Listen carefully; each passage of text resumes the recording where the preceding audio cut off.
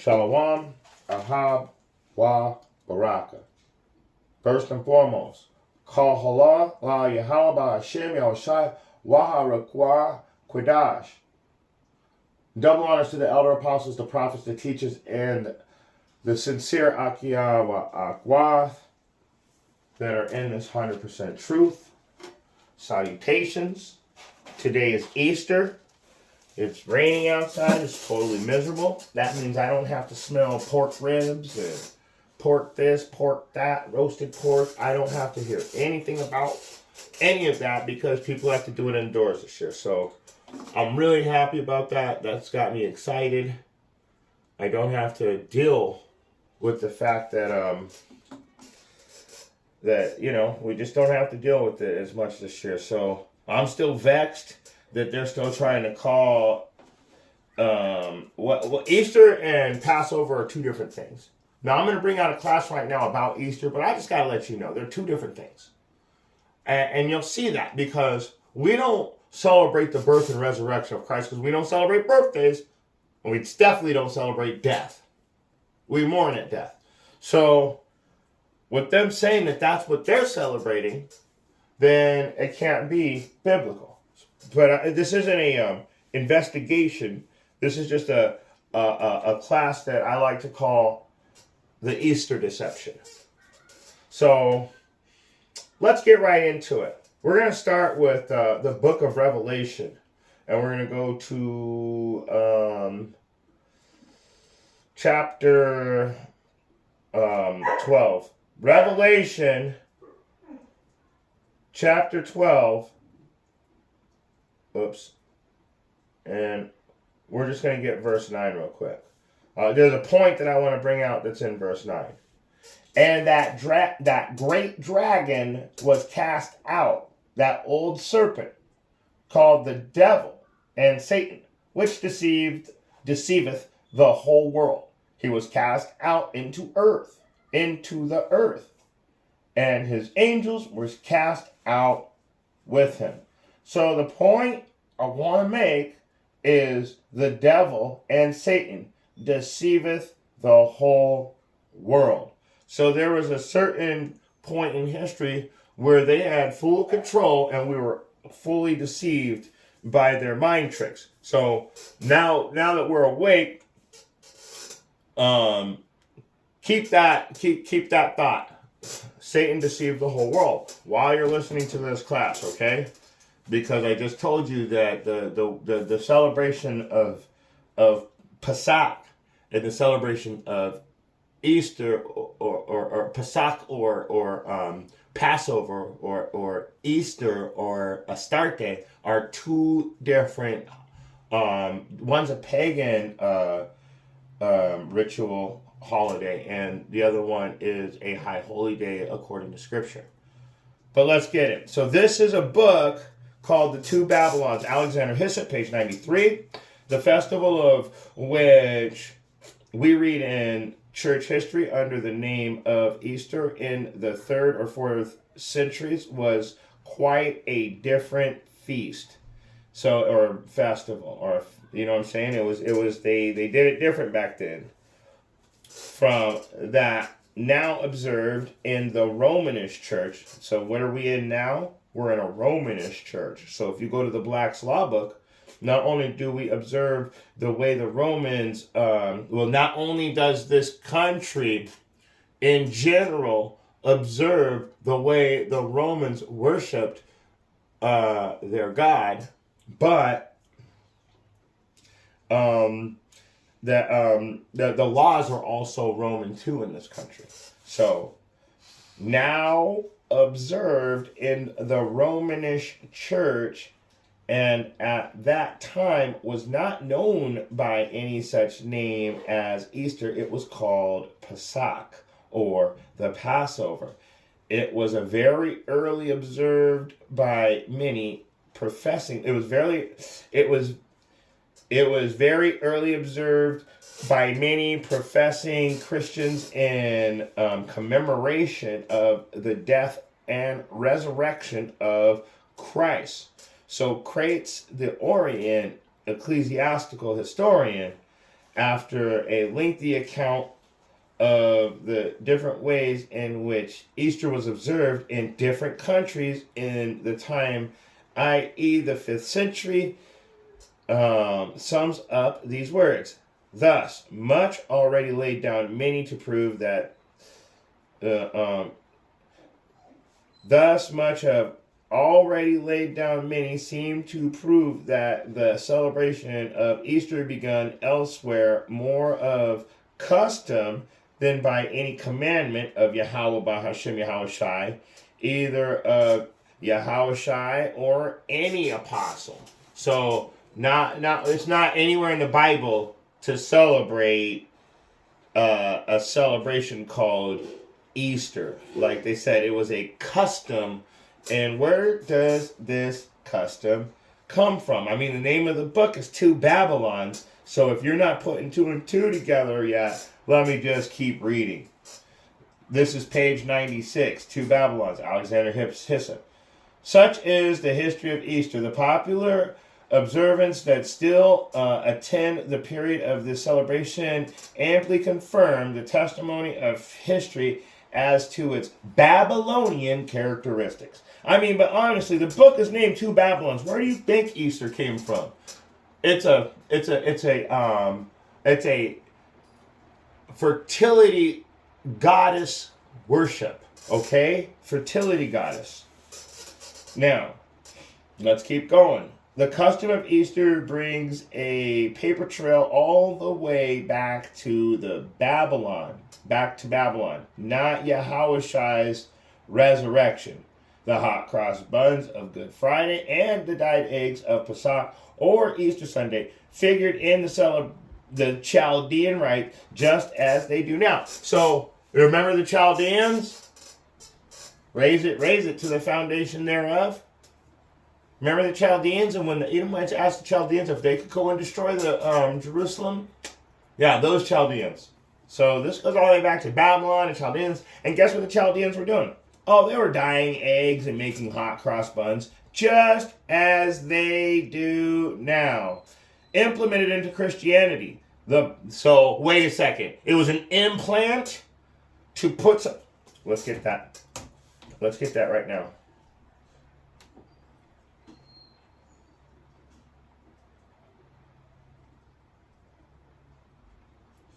Sorry, because of this storm, I think my computer's running a little slow. What is the biblical definition of implement? A combination of simpler implements or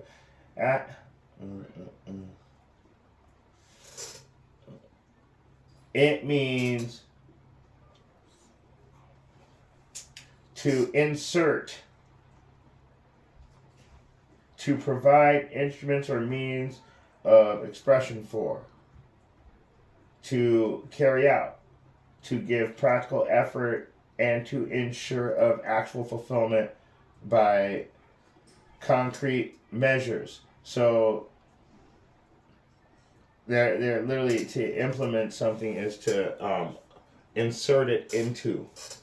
So they inserted this into Christianity. That's why you Christians are so messed up right now and you don't know what's going on, because literally your doctrine is so flawed. You don't know. You literally, when you go back to it, you have to justify everything instead of being able to just stick to sound doctrine. You have to justify the sound doctrine. So when we bring out sound doctrine, you start justifying what you were taught, which is a bad idea. You should just go with the truth and say, I was wrong, you're right, let me get to the truth so I can repent and get back on the right track. But people are so proud, they don't want to do that. They got to prove themselves. Well, and when you're done doing that, by the time you're finished proving yourself, we're going to be in the fucking kingdom. So, implemented into Christianity. Now, what was implemented into Christianity? The dyed eggs, the buns, the rabbit, the fucking chicken. So, and all that goes into fertility goddess worship, a rabbit giving birth to a chicken. But let's get into it. The buns, known to by that identical name, so they were known too by that identical name, were used in the worship of the Queen of Heaven. So all the way back during the time of the Chaldeans, they were calling them cross buns. And who are they worshiping? The Queen of Heaven. Didn't I tell you this was a fertility god worship? So let's keep going. The goddess Easter. So Easter also has a different name. We'll get into that. As early as the days of the Creops. So the founder of Athens. That is the they were going back as early as the founder of Athens calling Easter the goddess of heaven. So the name Easter might have changed over the years because we don't say Astarte, which is the name that they were using in Athens. We use Easter. So I'm thinking that during Babylon it was probably also, it might have been a different name. I didn't check that far yet. Let's keep going.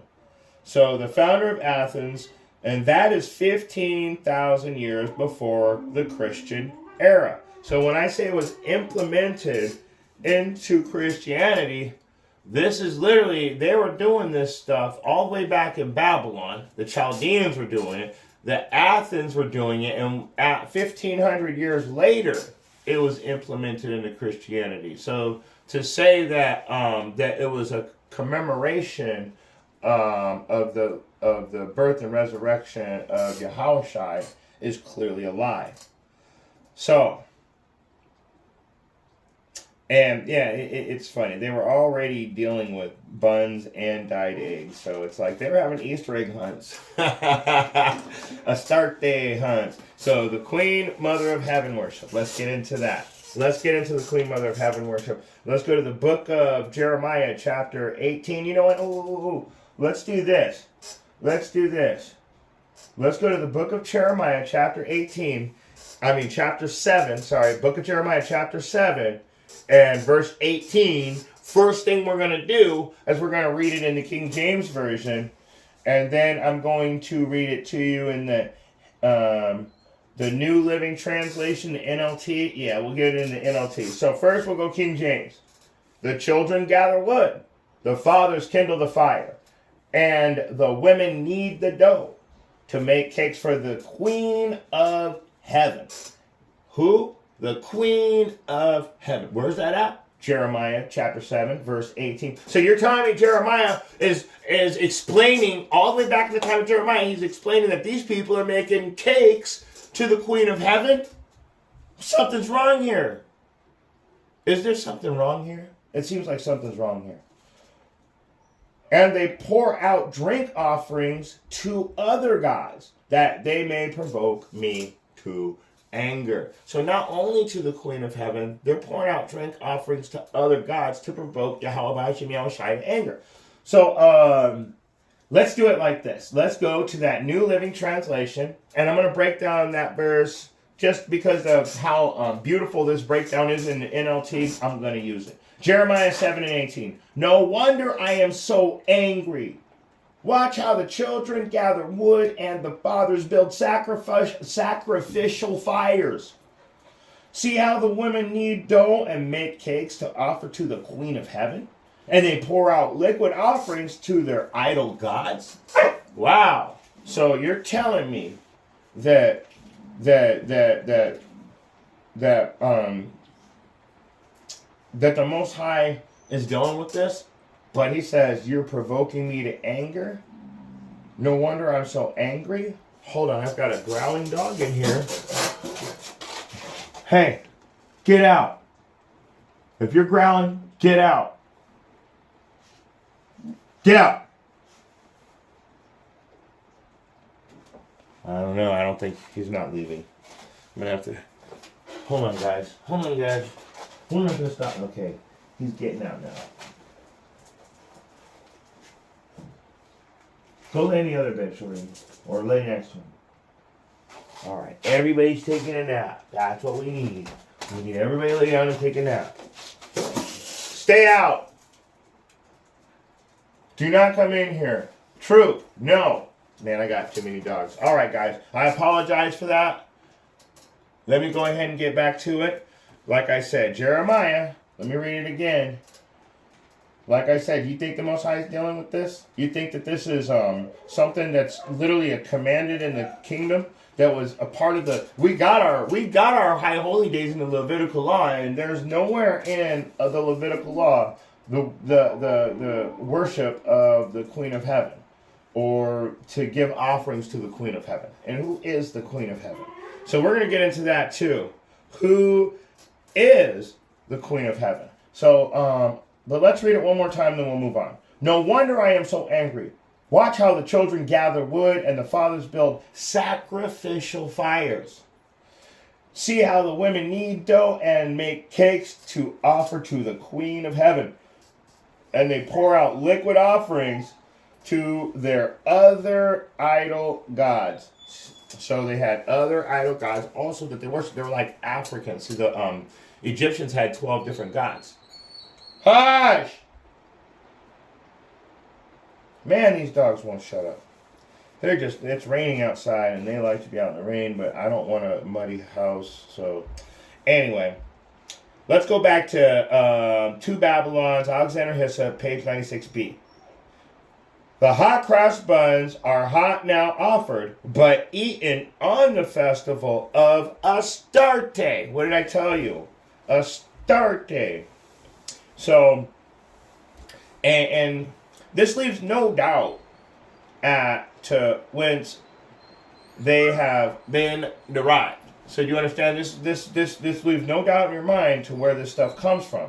And that's also the origin of the Easter egg, and is also just as clear. I mean, I already told you the Chaldeans were dying eggs. Now, we haven't gotten to the eggs yet, but they were doing this back in Babylon, the Chaldeans, and the egg is significant, so we're just going to keep going. So let's go back to what are you doing when you're making sacrificial fires and you're cooking these hot cross buns, and what do? You're offering them now, but you're eating them on the festival. So you're sending your food up to Astarte, not Yahweh. So, and you know what's funny? In the class last week, I was telling everybody when we were on the street doing the Tucson camp, I said I learned the name Yahweh by YHWH. Now, it just so happens this class is so old that I actually didn't even know how to write the name Yahweh when I first built this class. So I was saying Yahweh, but I was still writing YHWH. So I wanted to show you. So if you look right there in the middle of the screen, you're sending your food up to Astarte, not Yahweh. Now, when I saw the YHWH, ever since the very first time I saw it, I thought, Yahweh. And someone told me, oh, no, that's Yahweh. And I was like, really? It looks like it says Yahweh. So, and I just never knew. But then when I started studying under the elders, now I had the scriptures right. I have the breakdowns right, but I even had the name right. I didn't have the spelling right. And then I never even seen paleo before. But I just thought that was a cool side note because we were talking about how we learned the name Yahweh, and this is how I actually learned it. So he had already had the name on my spirit for me to look at that and say Yahweh.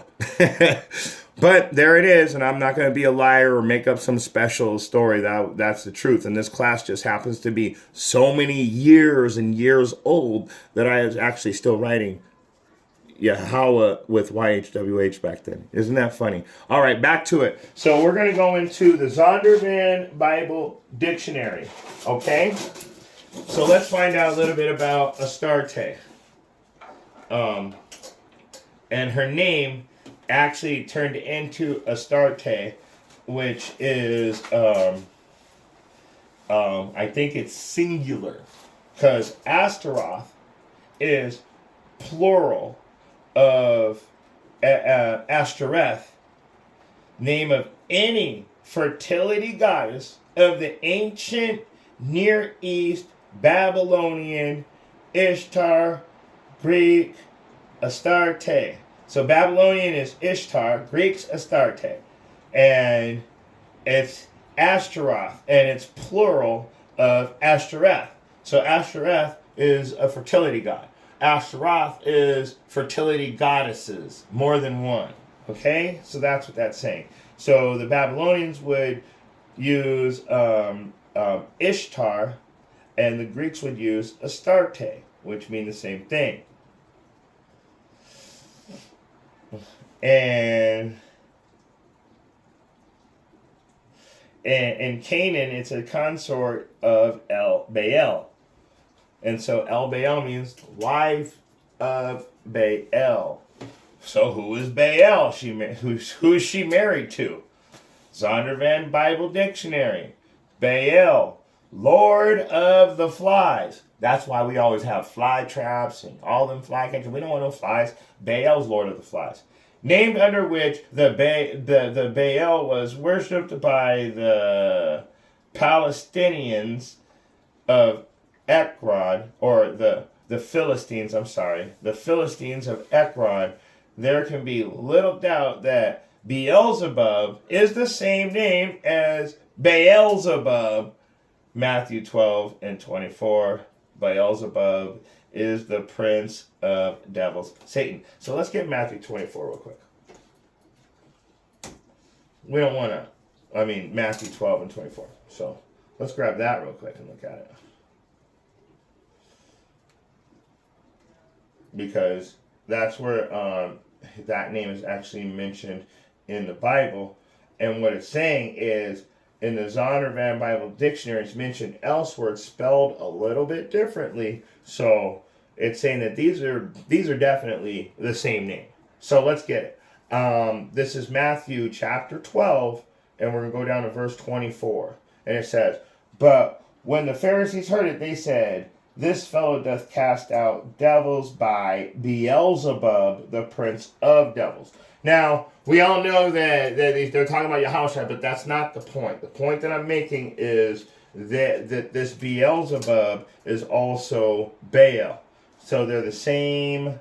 They're the same. They're both Satan, but just pronounced a little differently in different periods of time. So if you can get that.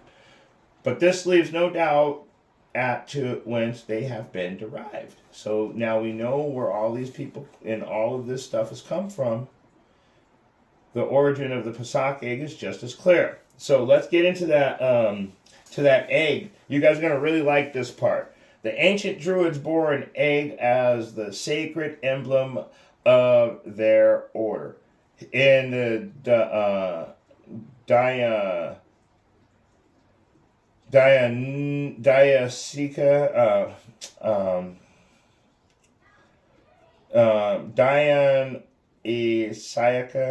or Mysteries of Bacchus. Let's just go with that. Mysteries of Bacchus, as celebrated in Athens. One part of the nocturnal ceremony consists at night. A night ceremony consisted in the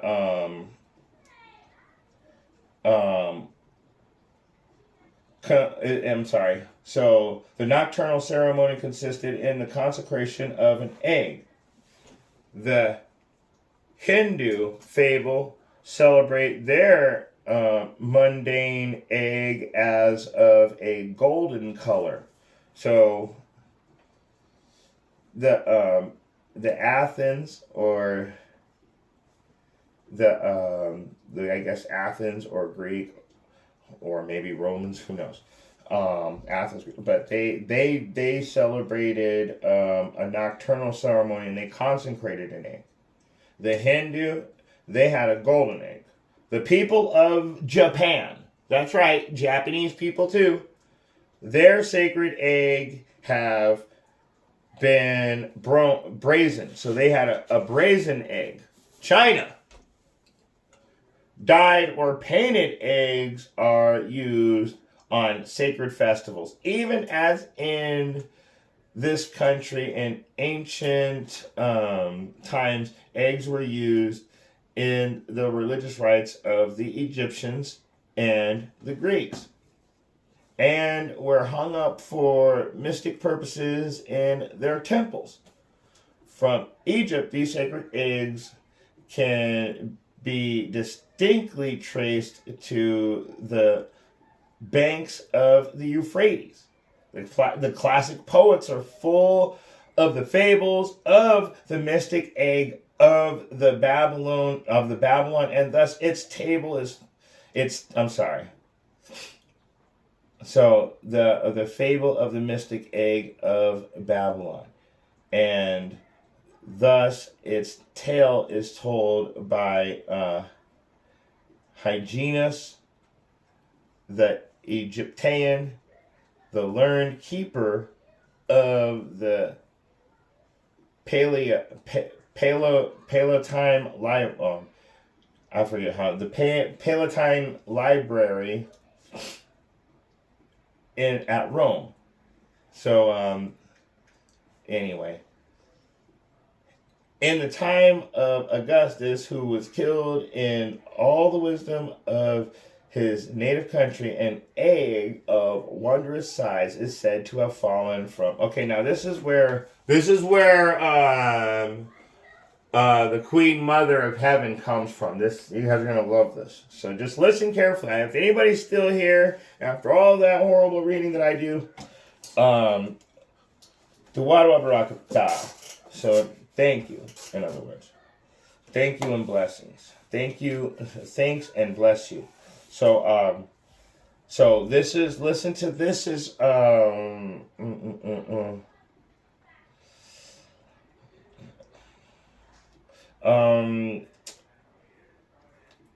Augustus. So Augustus was a Caesar, so that means he was a Roman, right? Yeah. Okay. Perfect. So this is in Rome. So this is what the Romans believe.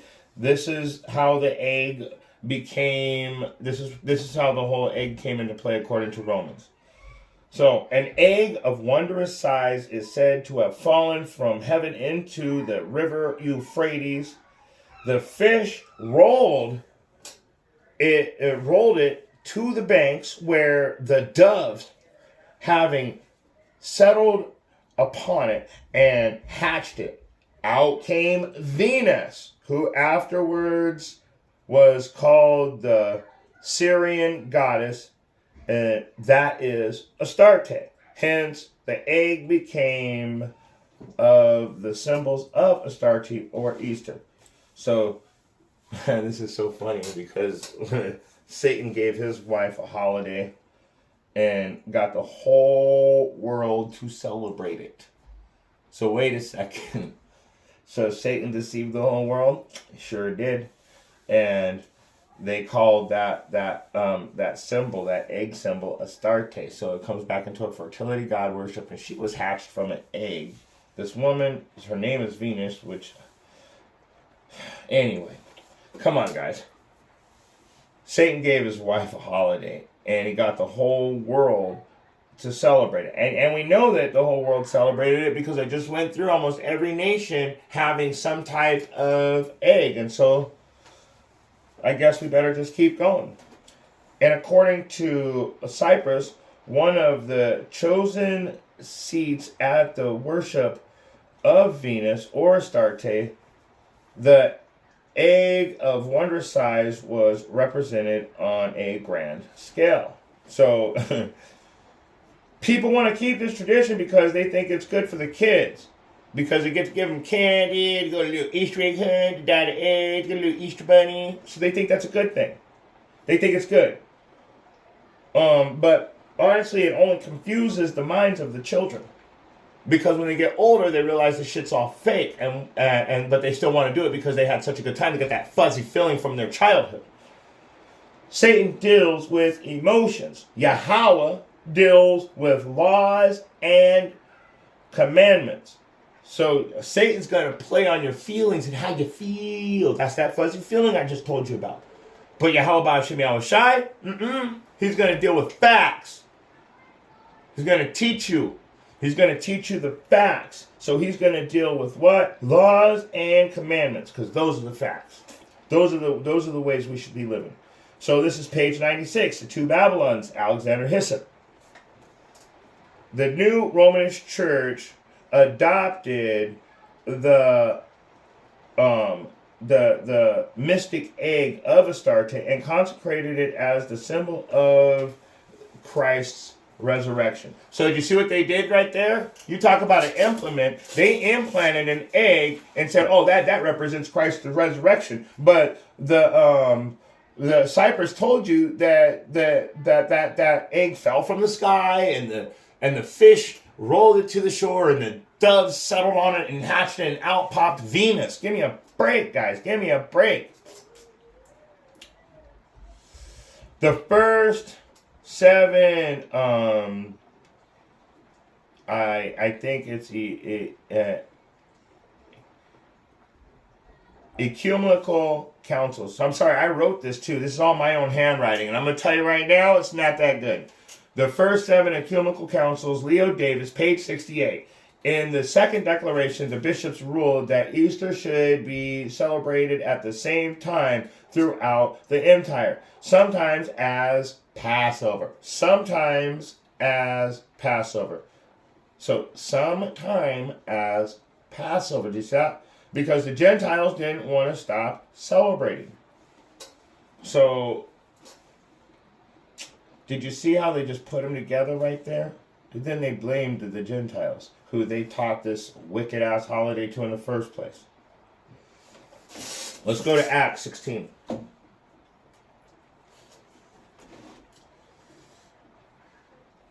And it is raining out today. It's raining real good. Like I said, no barbecues for anybody. Now where I live, you are not going to be out doing some east. And in Arizona, it's the desert, so it's usually pretty hot this time of year. Last year, we were already getting cooked. I thought for sure, I was hoping last year that it would all go down. It looks like Elder Apostle Tahar already told us. He said, "Let this be the hopeful year of Jacob's trouble." And now we got this solar eclipse coming, which to me, with the lunar eclipse, the 1811 information, you might want to go and check out the same eclipse happened in 1811 with the devil comet and everything that'll be visible during the day. All that stuff happened already, and if you go into it, man, there was like 2,000 earthquakes, there was eruptions, there was so many things that happened at once. You would have thought it was the Exodus 200 years ago, but now the children of Israel are woken up. The children of Israel are not. At 1811, we were still full-blown slaves. So now we're not full-blown slaves anymore. No. We're mental slaves, but we're not under hardcore bondage with an iron yoke upon our neck if we try to leave the plantation. But the point is you guys are getting ready to, you guys are doing it right now. You're celebrating Easter. You're celebrating Easter right now. And that solar eclipse represents judgment on a nation. A lunar eclipse represents judgment on Israel. So all you dumb 2/3 Israelites that are just doing it for the kids, you're the worst, because the Most High gave you a warning sign for judgment upon anybody that celebrates this. Now I've been waiting for this for a lot of years, so I'm praying just like the rest of the prophets and the brothers and the sincere Akyawa Akwa. The prophets, the elders, the teachers, everybody, the disciples, everybody, we're all praying that this will be the hopeful beginning. Hopefully, Most High willing, this will be the beginning of Jacob's trouble. So we can get out of here soon. And you know that he's got to cut the time short. So let's just keep going. Because, man, it's getting real out there, isn't it? It's getting real. So,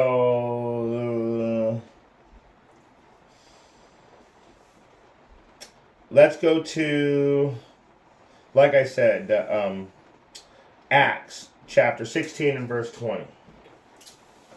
And he brought them to the magistrates, saying, "These men, being Jews, do exceedingly trouble our city."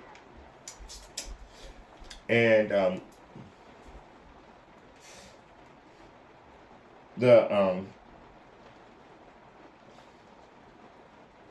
it's because Paul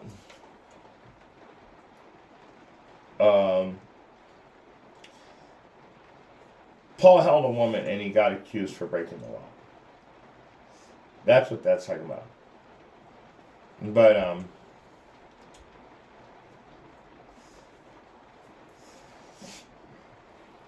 listen to this. Verse 3:21. And teaching customs which are not lawful for us to receive, neither to observe, being Romans.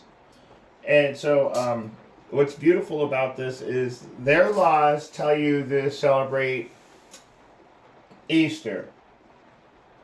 And we teach against that. So we're just like Paul right now. We're teaching against the customs of the Romans.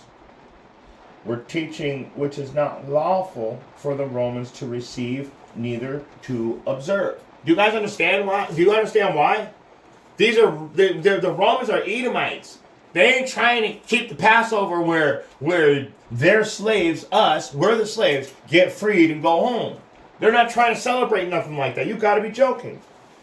But let's keep going. So let's stay in Acts.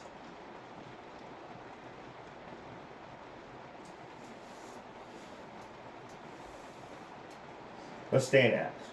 Because let's read verses, stay in Acts chapter 12, verses 3 and 4.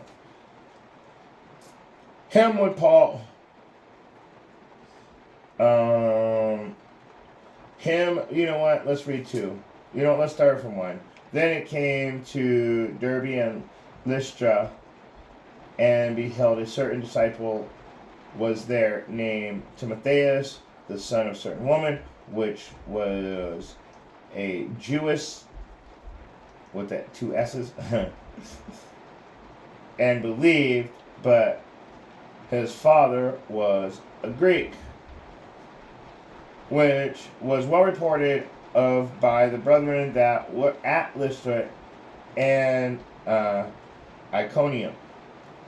Him would Paul have to go forth, and him would Paul have to go forth with him, and took and circumcised him, because the Jews which were in those quarters, for they knew all that his father was Greek. And as they went through the cities, they delivered them the decrees for to keep that were ordained of the apostles and elders which were at Jerusalem. So,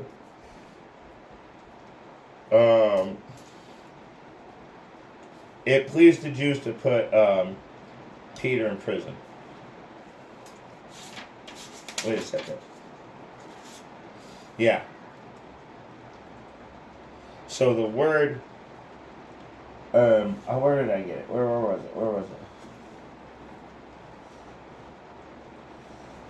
I read right through it.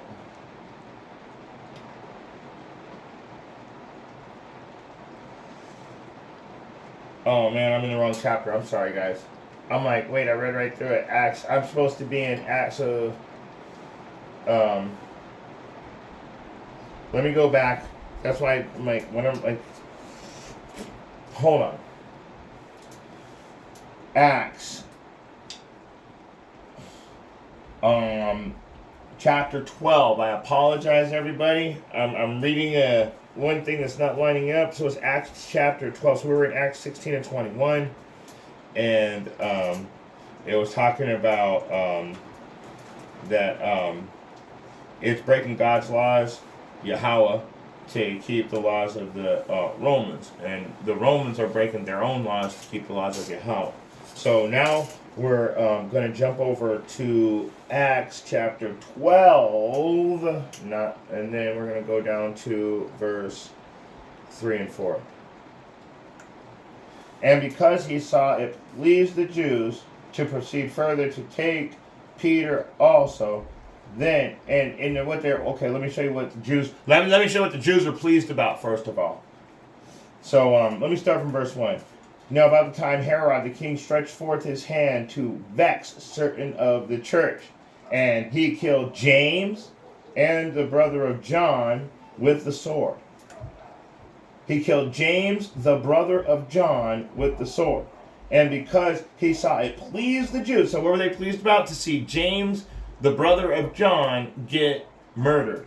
They thought that was great. And because he saw it pleased the Jews, he proceeded further to take Peter also. Then were the days of unleavened bread.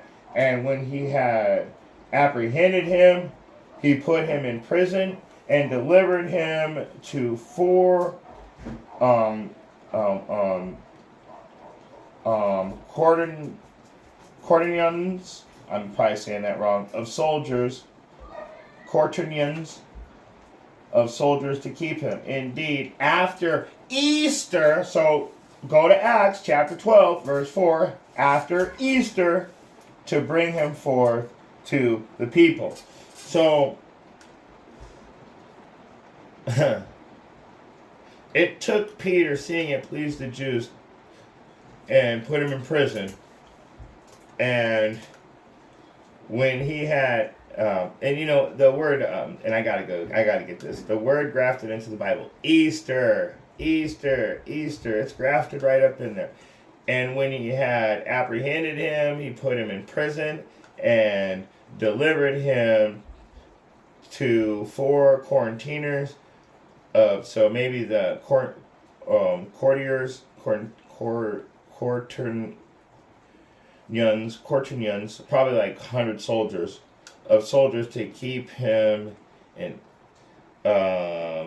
intending after Easter to bring forth to the people. So they were keeping him until after Easter to bring him forth to the people. And the word Easter, the word is grafted into the Bible. That should be Passover. The Pesach is the Passover, not Easter.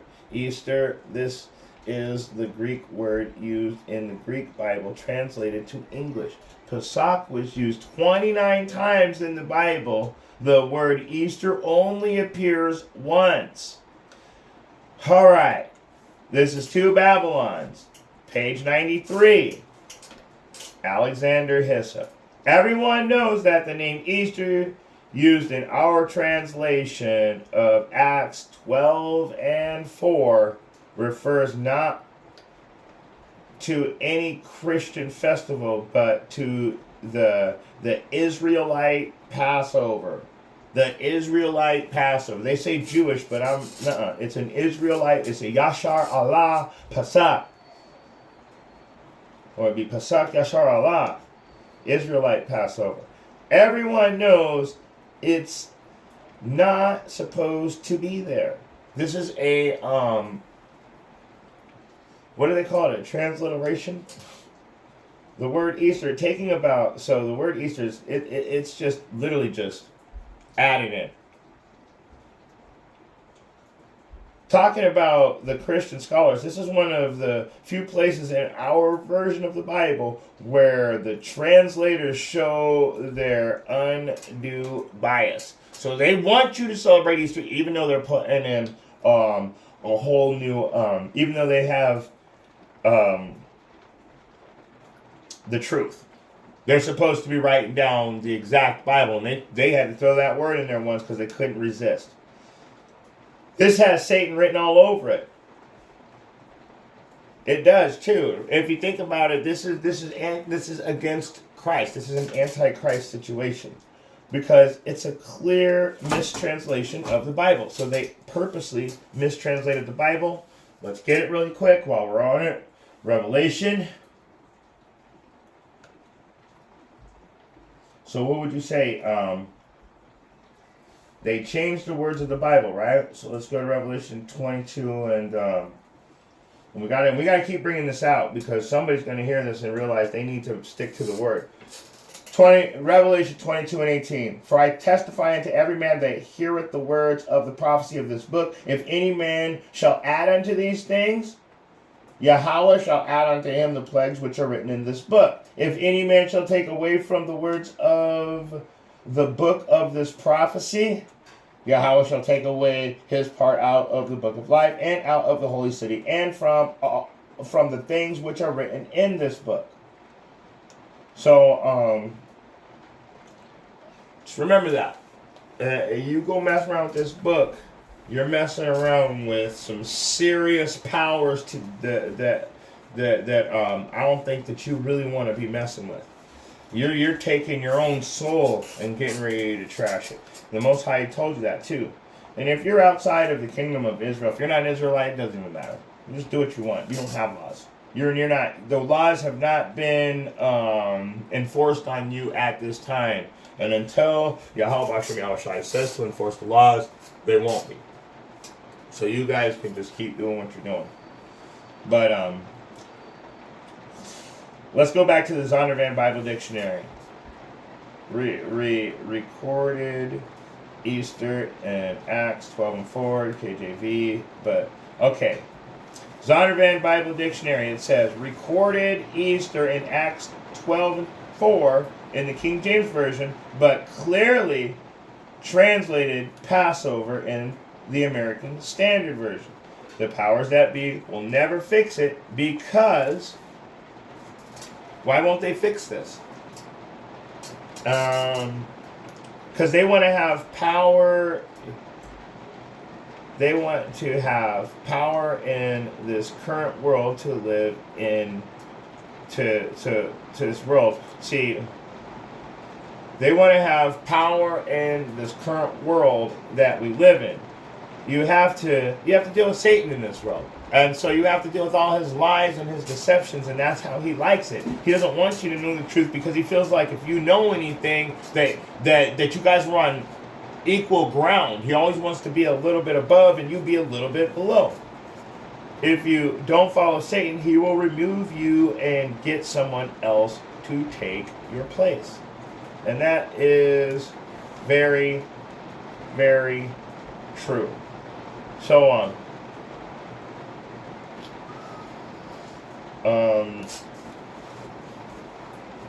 Let me let's do this. Because I'm gonna go ahead and I'm gonna shut it down right about here. I'm gonna bring out maybe one or two more verses. I'm not gonna read Exodus, but if you go to Exodus chapter 12 and it's 3 through 19 and verse 28, keep the Passover. Christ was the lamb without blemish. Explains how to keep the Passover, bitter herbs, and eat to eat in haste, blood on the doors, so that you will be passed over when judgment comes from the death angel. Nothing to do with an egg, death angel, not egg. Here, let's have an egg of life, a fertility goddess. Let's have some bunny rabbits that lay eggs and hatch chickens. So, wait a second. We're being passed over when judgment comes from the death angel.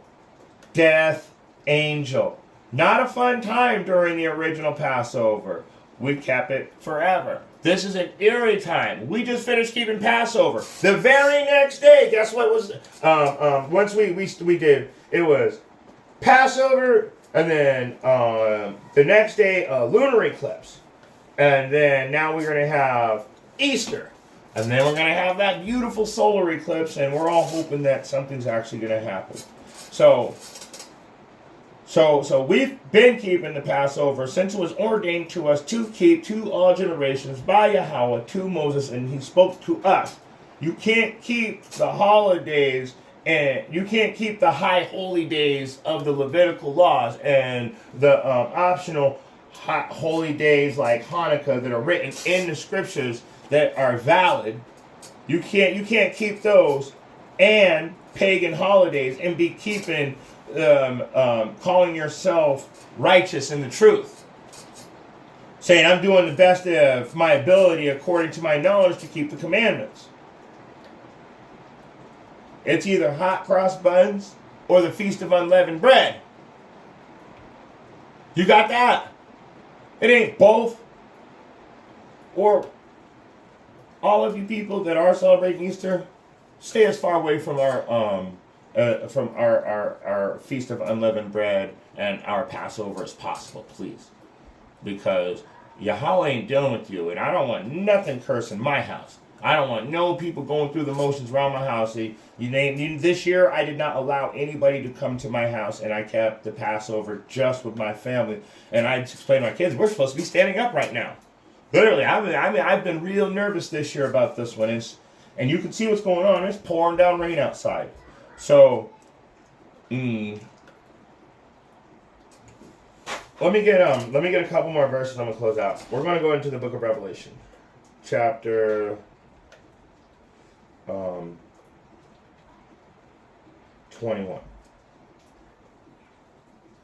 and we're gonna get verse.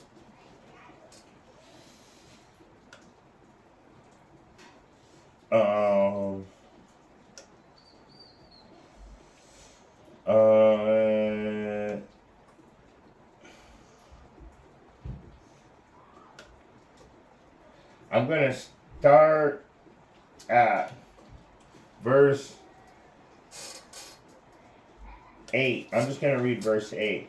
So, let's read 7. He that overcometh shall inherit all things. For all those people that are doing the works, you're in the winning position, even though it seems like you're losing right now. You're the real winner. Okay? I will be his Yahweh, and he shall be my son. You're going to win. For gold is tried in the fire, and acceptable men in the furnace of adversity. Be cheerful of thy low estate, haste not in time of trouble. What does it say? Haste not in time of trouble, and be cheerful in thy low estate, and in thy last day joy shall spring up. Roughly paraphrased from Sirach chapter 2, verses 1 through 5. Very roughly paraphrased, but let's read it again. Sorry, this is verse 7. This is Revelation 21:7. Let me read it again. He that overcometh shall inherit all things, and I will be his God, and he shall be my son. So I'll be I'll be Yahweh. I'll be the one that exists to him. All right, and I got all these people that are following pagan worship. They will burn in the lake of fire. So they're going to have to suffer that horrific death. All of the Israelites that aren't going to come back to the truth. All of you other nations, I'm not talking to you right now. You're doomed. Like I said, enjoy your Easter while you can. One last verse. For all of my sincere Akyawa Akwath, we're almost through this. This is Revelation 22:12. And behold, I come quickly. My reward is with me, to give every man according to his work shall be. He's coming quickly. He's almost here. And with that being said, if you got beautiful eyes to see this harmonious truth and how it works, and ears to hear it and understand it and know the breakdowns are correct, this message was for you. Shalom.